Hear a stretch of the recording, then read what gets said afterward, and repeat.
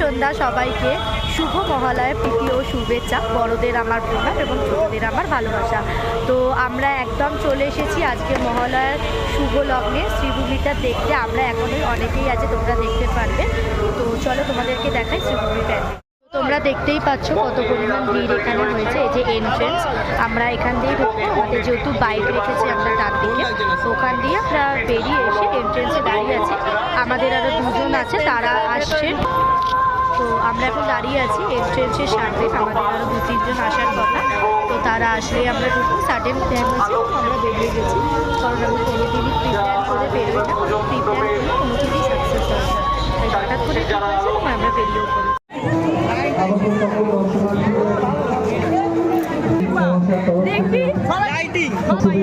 প্রণাম জানাই।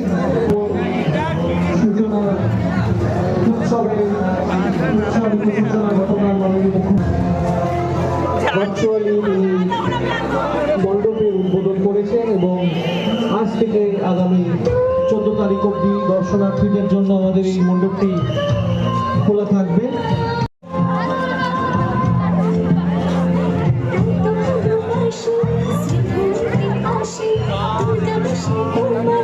2024 সালের